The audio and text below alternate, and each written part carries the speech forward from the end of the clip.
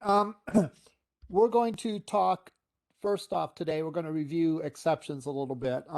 I graded the one assignment that dealt with exceptions, and a number of you had a few issues with that, and therefore I want to go over it. The one issue that people had is they didn't really think through what should raise an exception. So, for example, in the course example, if any of the data was missing, there probably should be an exception because every course should have an ID, every course should have a name, every course should have a credit hours. In addition, the credit hours should be, depending on how you look at it, either greater than zero or greater than or equal to zero. I guess there are such things as non-credit classes where you don't get any credit for the course. So you could have it as being greater than or equal to zero. Definitely, you're not going to have credit hours less than zero, though. So therefore, all three of those would be valid things to throw exceptions for, and it would be a good idea to have them. Remember, your goal here is to build a class that is unbreakable, that you can't have unusual situations happen in your code because of missing data or inaccurate data. As far as the student goes, I would probably say, make sure the student has an ID, make sure the student has a name, and also I would check to make sure that their residency code was accurate. Most of you wrote it such that there were three valid residency codes: in county, out of county, and out of state. So you would want to make sure that it was one of those three, because if it wasn't, there's a problem. All right, that's the first issue that I had. Second issue I saw is a lot of people threw their exceptions at the end of a function.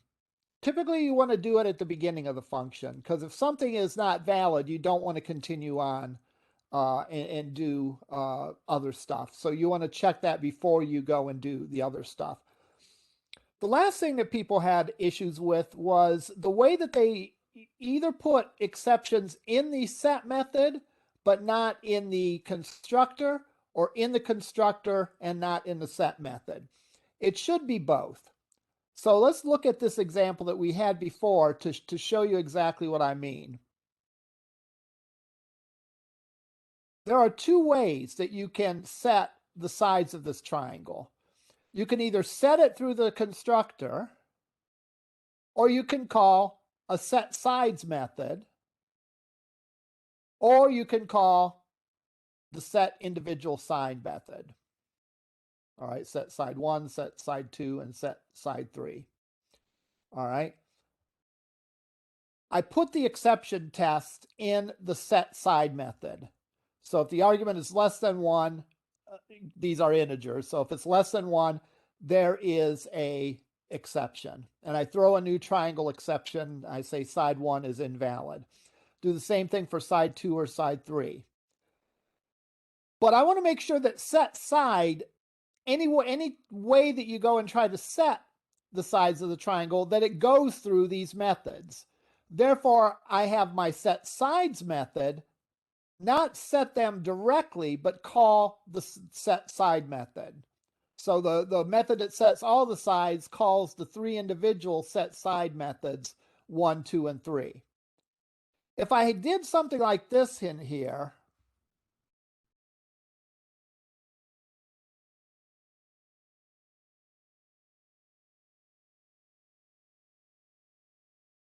side 1 equals arg1, I would test for this exception, but I wouldn't test for a side having a value of 0. All right, or -1, or something along those lines. So therefore, if we instead call the method to set side, then that check will be done all the time. In addition, and my constructor, I call the set sides method to set the sides. And since those call the individual set sides, then that exception of being less than -1 will occur. That test will occur every time, no matter how I set it. So you really want your attributes to be only set in one place. And if someplace else needs to set those attributes, it should go through the set statement.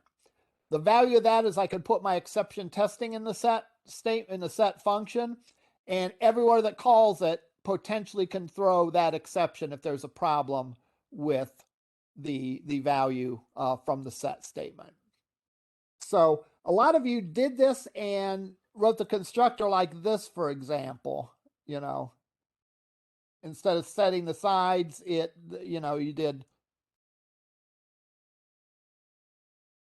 side 1 equals arg1 and so on. That circumvents the validation that's included in the set side method. So you don't want to do that. You want to call the set side methods because those are the ones that have the testing in for the exceptions. So a number of you got like a pointer or so off for that. Between that and not throwing enough possible exceptions, that's what most of you had an issue with. By all means, if you're not sure about this, please ask any questions. All right. What we're going to do now is we're going to look at more GUIs, and we're going to look at more complicated GUIs. Let's look at this form here. This is a little game that a lot of classes I write code for it because it's pretty simple. The game is called HiLo, and you have 3 choices.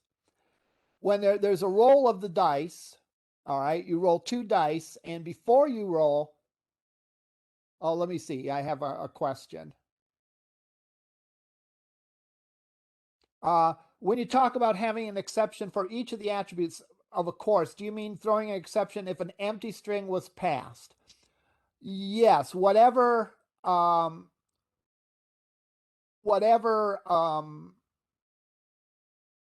rules the attribute should follow. I think for name, you should make sure that it's not an empty string. And it would be best if you trimmed the leading and trailing spaces so that there was at least something.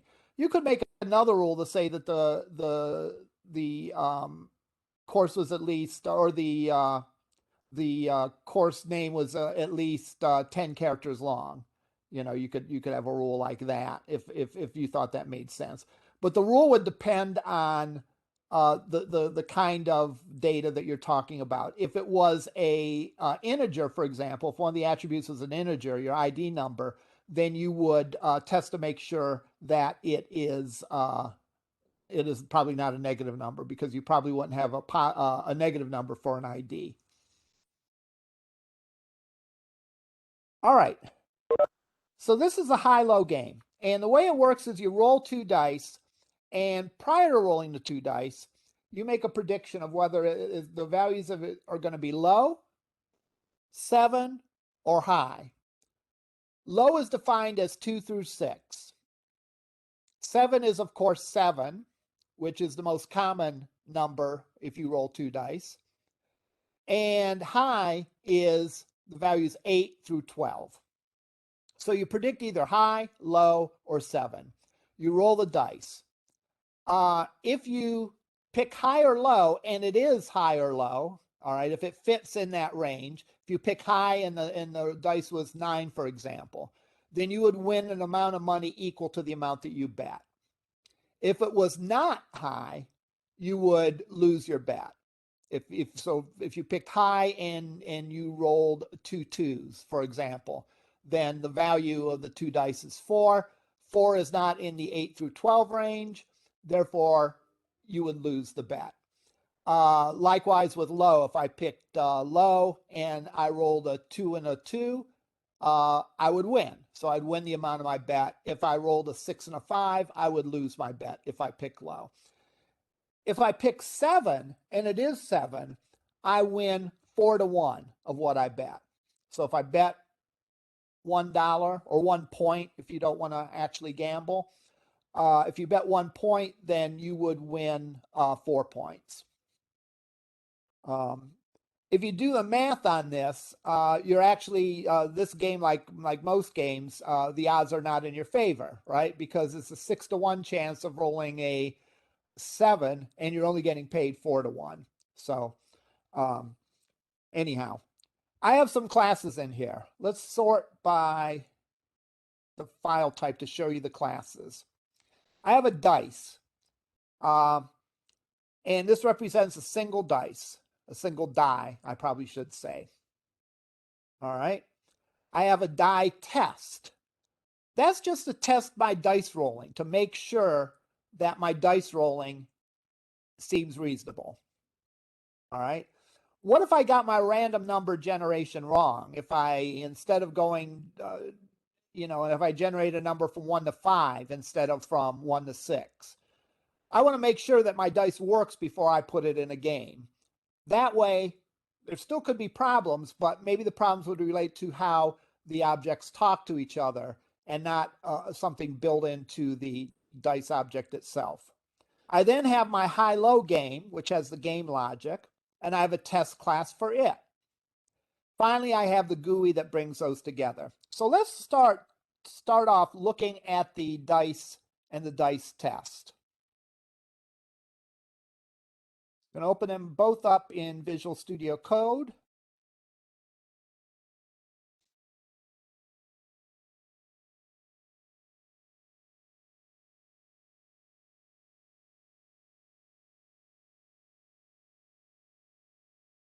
All right.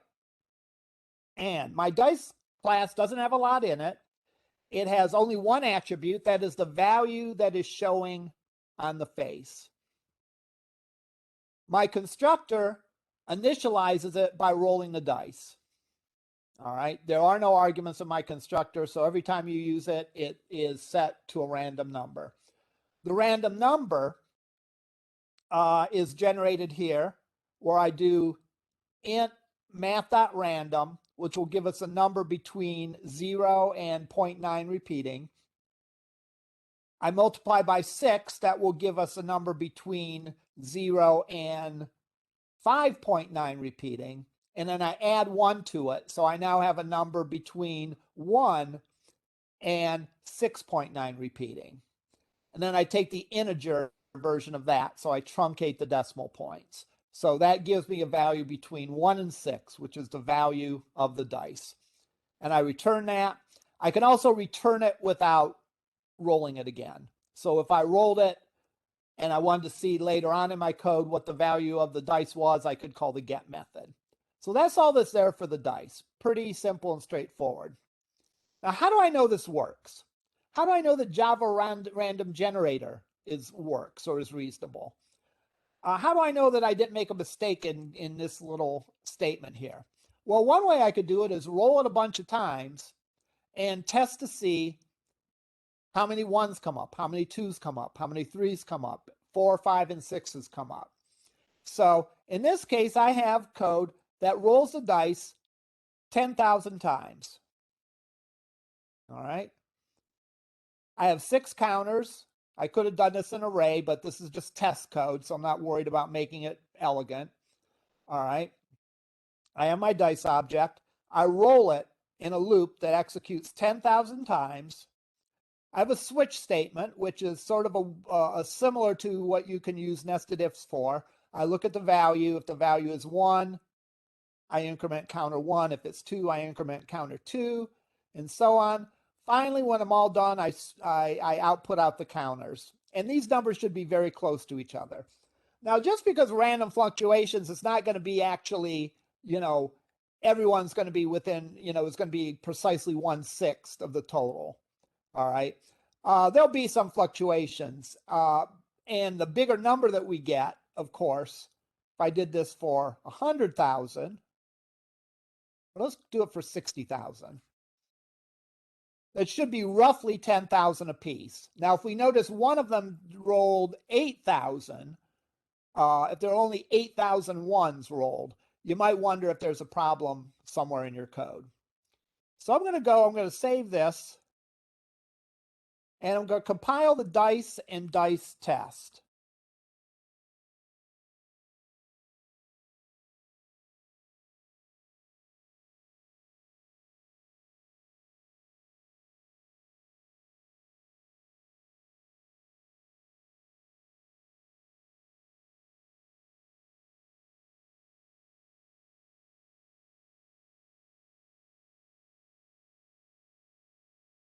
All right. So let me compile everything. And then I'm going to run dice test. Remember, it's going to run 60,000 times. Pretty quick, right? If you look, all of them are at least 990 or 9,900. So that is within a percentage point of being accurate. Like this one, the worst one is 116. 116 out of 60,000 is, oh, let's see, pull out my calculator here. It's a small percent at any rate. 116 out of 60,000. It's like 0.1% error on that. And I can run it again and see. All right.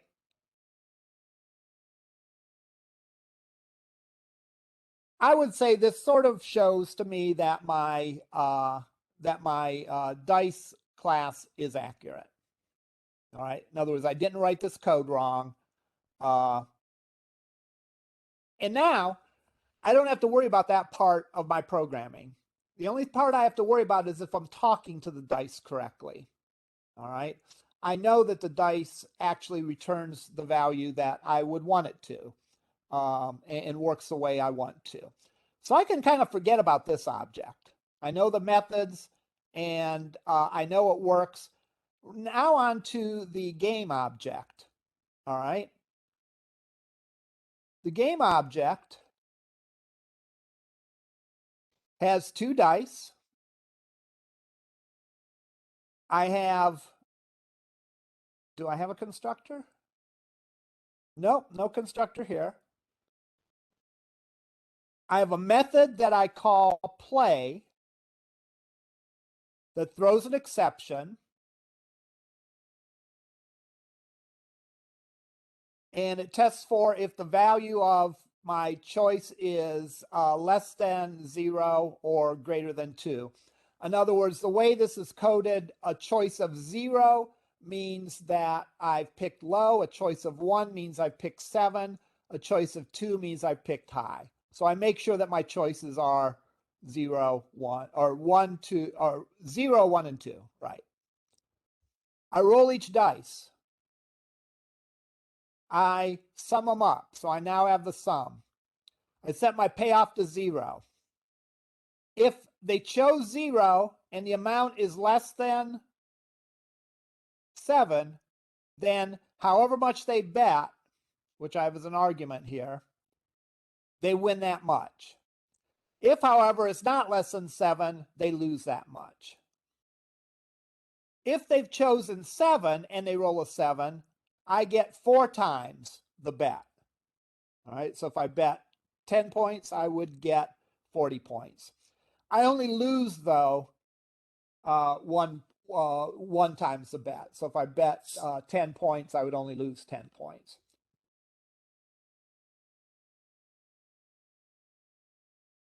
Finally, I'm looking to see if it is, if my choice is high, I'm checking to see if the sum is greater than 7 or not. If it is, then I win the amount of the bet. If not, I lose it. I then return the value of the payoff to whoever called it. I have two other methods here to get the dice value. That gives me the current value of the dice without rolling again. So if I call play and roll the dice, if later on in my code I call get dice value, that D1's still going to have that value of that. All right, let's look at the game test. I don't think I did quite as elaborate with this one. Maybe I did. Yeah, I guess I did. I played 100 times. All right. And I set my payout to 0. My bet is equal to 1. I randomly generate my pick to be 0, 1, or 2. I play the game, and then I output what my pick was, what my bet was, what the bet was, and what the payoff was. Oh, and I get the value of the 2 dice too. All right.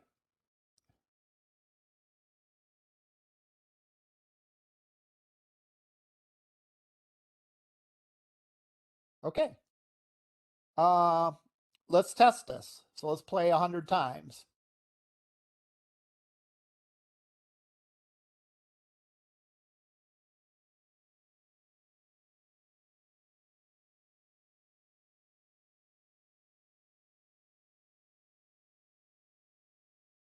So I can run high, low, game, test. And there's my 100 things. Now I could take, and I could have accumulated the payoffs, and that might be a good idea to add it. But I have 100 test cases right here. This was 4. I picked high. I bet 1. Therefore, I lose 1. That's correct. I picked 6. Or I rolled 6. I picked 7. I bet $1. I lose $1. I picked 4. Or I rolled 4. I picked high. I bet 1, so I lose. I picked high. I rolled a 4 and a 6. That's 10. I bet 1, so I won 1. Likewise, this is 9, and I picked high. I won 1. 9, and I picked 7, and I lose. Or 10, and I picked 7. I lose 1. 10, and I picked 7 again. I lose 1. You get the idea. I am going to make sure that somewhere in here I pick 7. Right, yeah, here we go. I picked 7, and the sum of the 2 dice was 7, and I bet 1, so my payoff is 4. So you can actually inspect these and make sure that in all cases the results were what you expected. You could probably put in some stats accumulated to make sure that your odds of winning were reasonable. You know, that you picked 7 a certain number of times and you won a certain number of times. And that should be about 1 out of 6 and so on. So I could print summary statistics too, or I can view these case by case. So the bottom line is, when I am done with this, I'm pretty sure that my high-low game works as well. All right. These test classes would be what you would have called in your assignments previously before the unit test. All right. Where you create instances of the object, call functions on them, and make sure the results you get equals the results that you are expecting. All right. Now, I have a high-low game class that I'm pretty sure works well. I have a dice class that I'm pretty sure works well. I'm going to attach a GUI to it. And that GUI is called HiLo GUI. So let me run that. I'll first run it, show you what it looks like, and then we'll look at the code.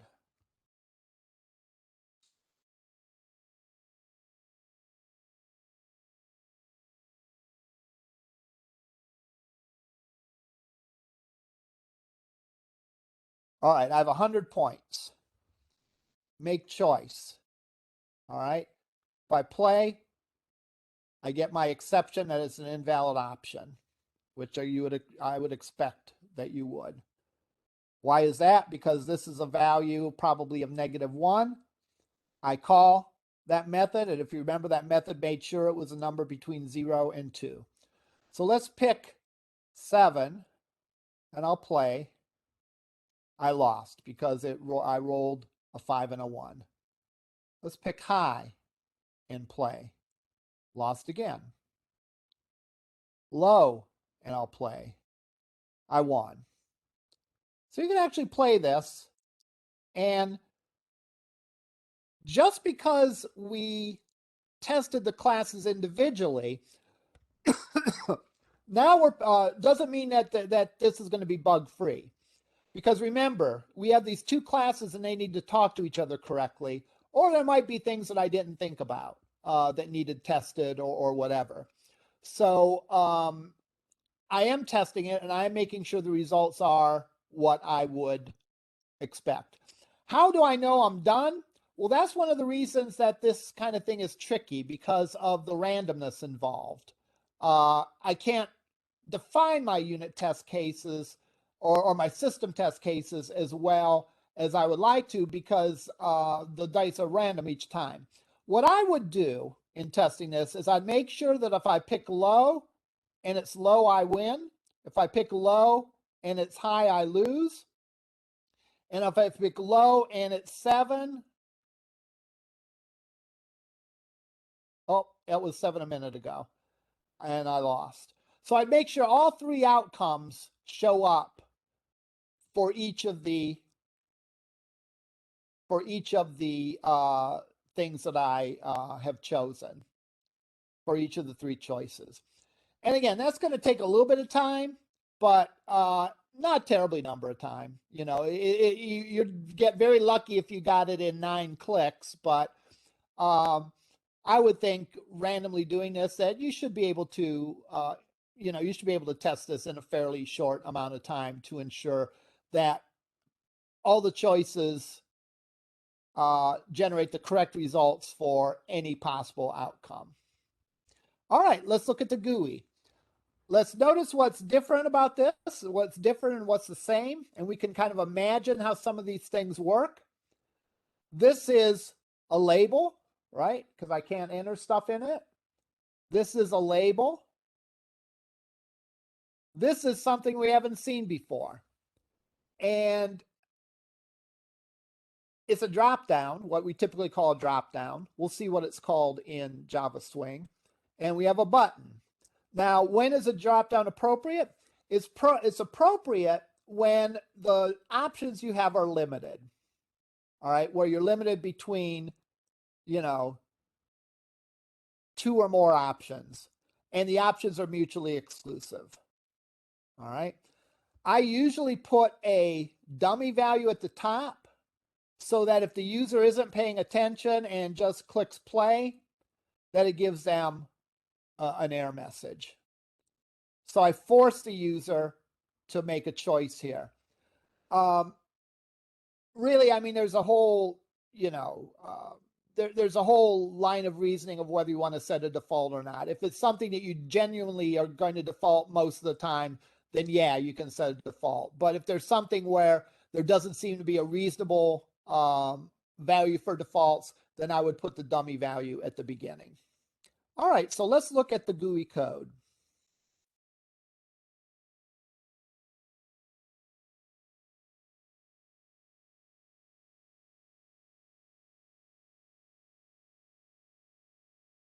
All right, got all my imports up here.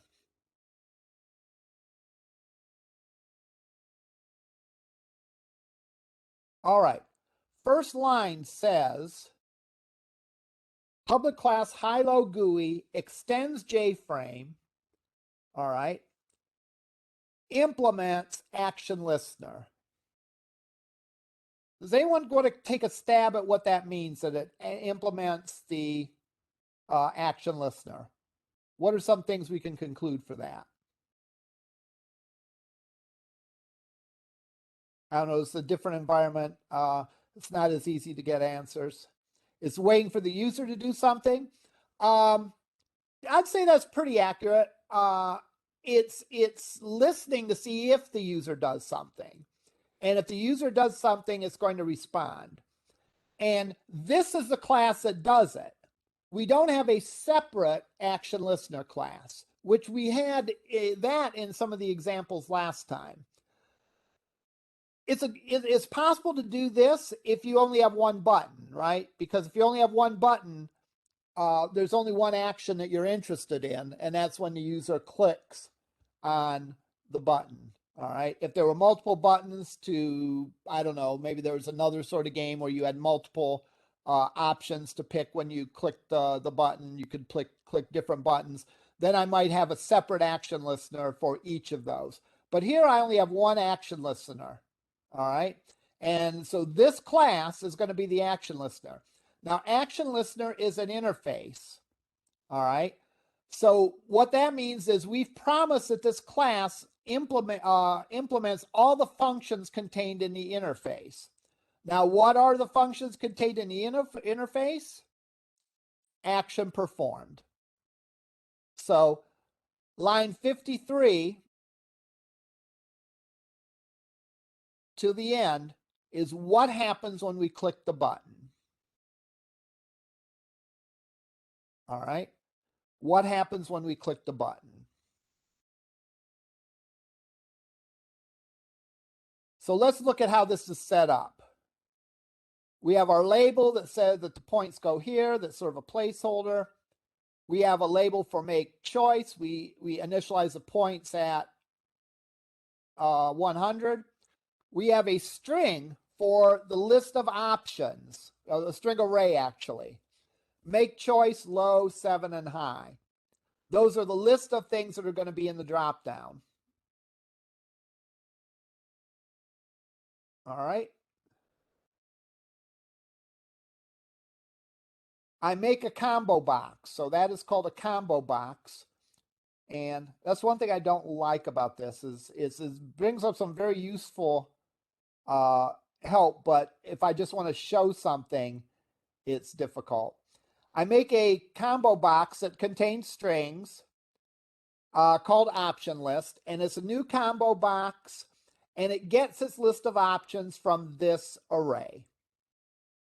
All right, this array of make choice, low, 7, and high. Have my button that I set as being play. The name of the button is being play, or the text on the button. I have a label for the value of dice 1 and a label for the value of dice 2. I have a results label. I create an instance of HiLo game. All right. I create the instance here because I want this one. I only want there to be one HiLo game object. I could create the high-low objects every time they click the button. The problem with that is that I would not be able to keep track of their balance, of the user's balance. Because every time I would recreate that, if I had something like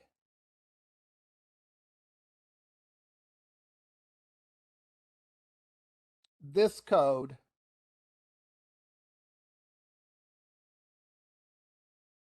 if I had this code here,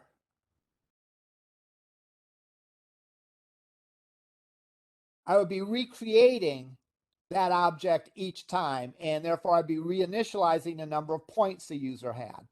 I want that to persist, that object to persist. So I want this object to be available throughout my GUI here, throughout my application, and I want it to stick around. Therefore, I declare it outside of any function. This is called an instance variable, all right, or property. There's one of these for every game and not more than one, because you don't need more than one. You only need the rules one time. All right.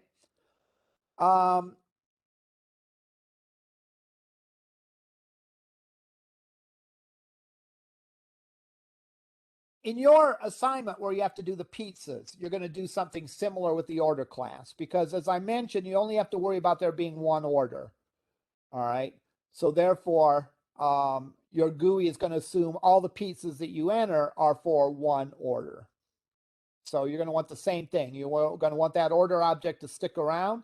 So you're going to put it at the beginning of the code outside of any function. All right. So that created a dropdown that had these options. I get the value from the dropdown by saying from the option list, give me the selected index. All right. What does that mean? Well, it gives me the number of the option that I chose, starting with 0. So let me run this again.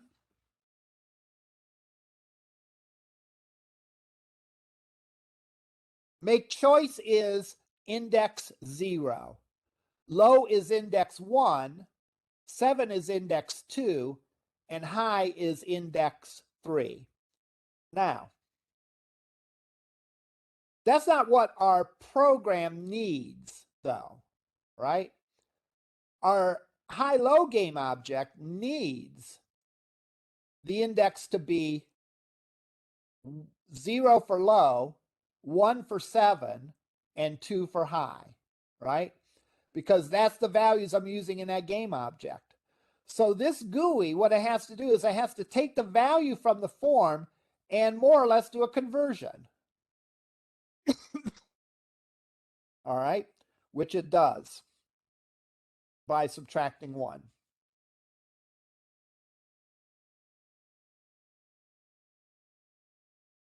So I don't have a place to enter the bet, so I'm just assuming you bet 1 each time. I call the game and play, and I set the user choice and set the amount of the bet. If payoff is less than 0, I know the user is lost. If payout is greater than 0, I know the user won. And then I increment the points.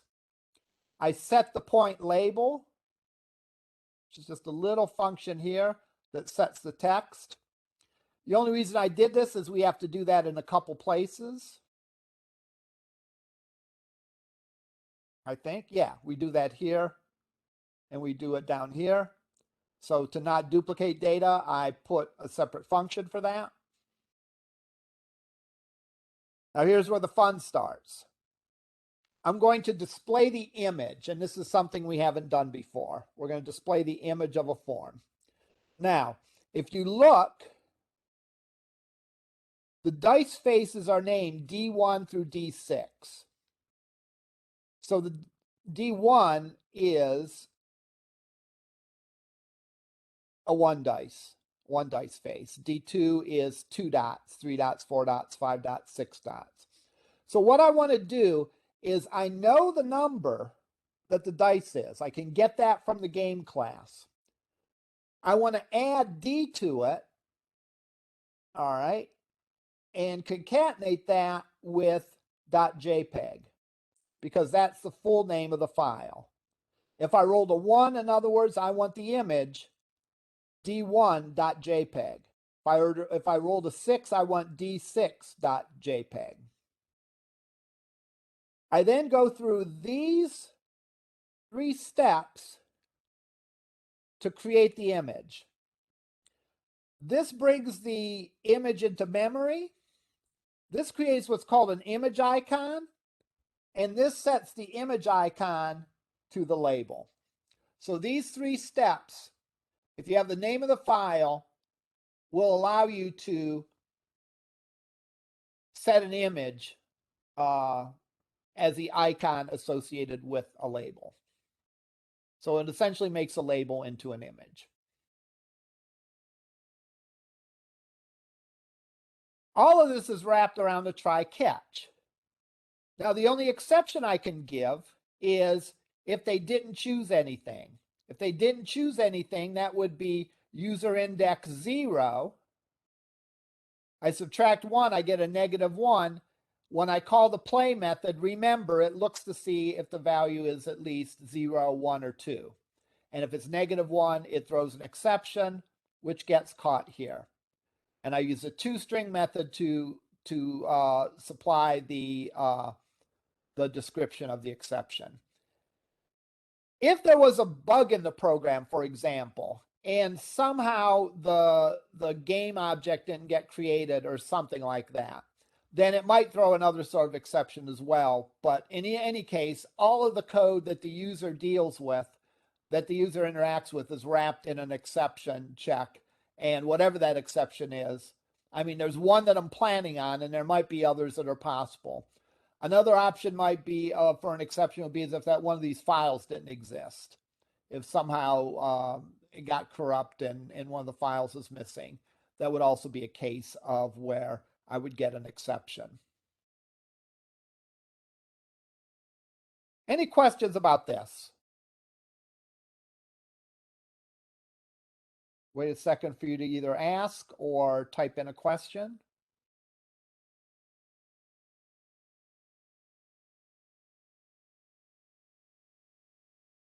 I notice in the GUI that the die image still displays with an exception. Is there any way to remove that? I think what you're saying is if I pick that, gives me an invalid option, but if I played the game once and got a exception, if I played it again, it stays at. Good point. What I probably would do is could probably do this a couple different ways. Let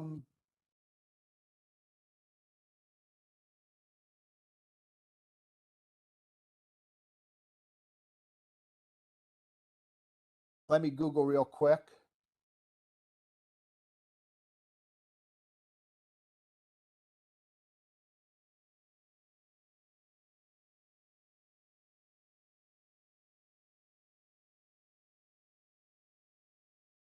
And remove an icon on JLabel.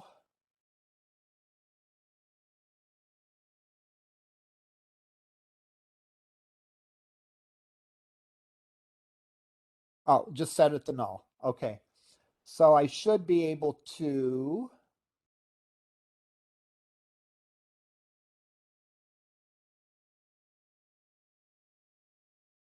label die 1,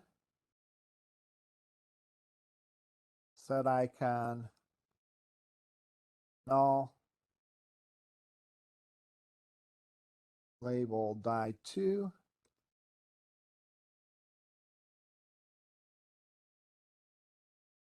Again, you get this nice IntelliSense. If it knows that you're running Java, it will show you the Java commands in Visual Studio Code. I really enjoy using that for most of my coding needs. If we put that in, that should take care of it. So let me save it.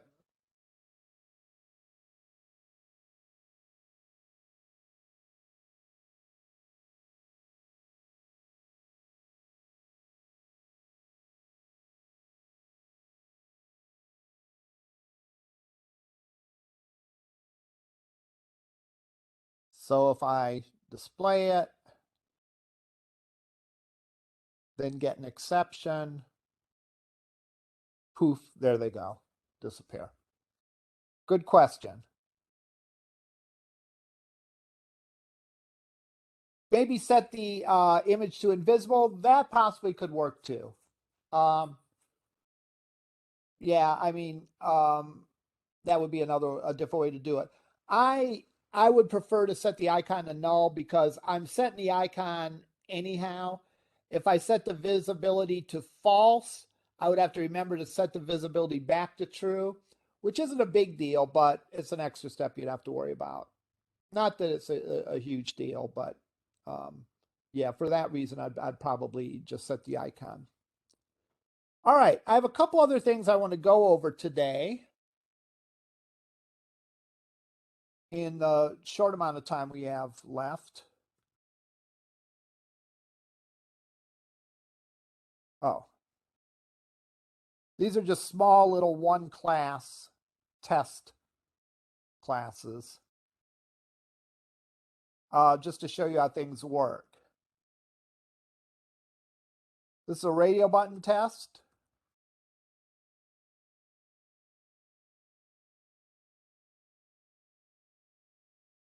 Oh, shouldn't be Java C, should just be Java.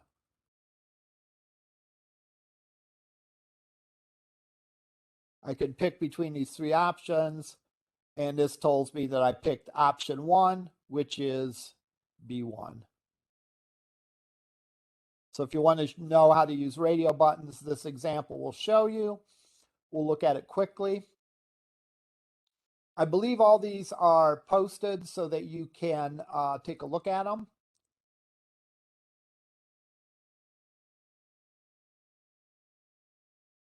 I have my radio buttons that I add to a button group. It's not enough just to create a radio button. You have to add it to a button group. And adding to a button group will what am I going to say? Adding to a button group will is what makes them act like radio buttons. So I create the radio buttons here as instance variables. I add the radio buttons to the button group. Then I add the button group, I think, somewhere. Oh, this is confusing. That's right. That's why I separate out as an example. I add the 3 radio buttons to the button group. I then add each radio button individually to the panel. You would think that I would only have to be able to add the button group to the panel, but no, you have to add the radio buttons individually. I don't know why, but that's how it works. The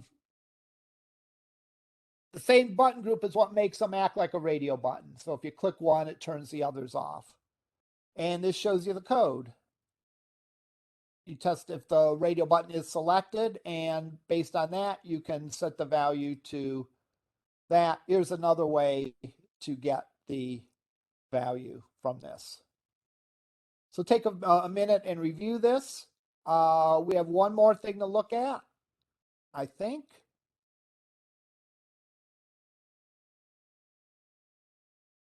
Oh, a scroll frame, pane frame.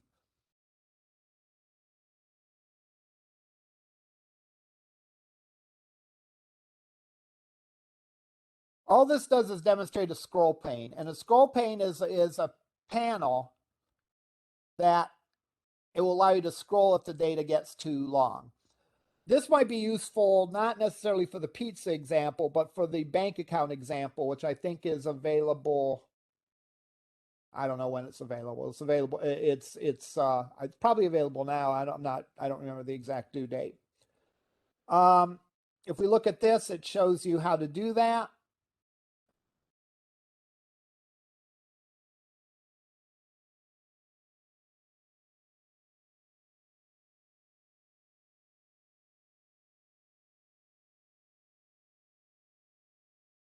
We create a panel, set the layout, set the content pane to that J scroll pane that we defined up here. Or where do we define it? Oh, new J scroll pane that contains the panel. So the scroll pane contains the panel that you're adding stuff to. Right here, we're adding to that panel that's part of the scroll pane. And when that panel gets too big, the scroll pane will add a scroll bar to it. This will be useful, and this is a little tricky. So take some time to study this example and see how it works. We add the we add the panel to the scroll panel, and then we could add the scroll pane to another panel and set that as the content pane for the entire frame. All right, do I have any other questions? If you have questions about your lab, feel free to email me. I guess that's about it for today. I'm not sure what comes next, what the next unit is. I haven't reviewed it yet. So that's about it. Have a good week. We'll talk to you later.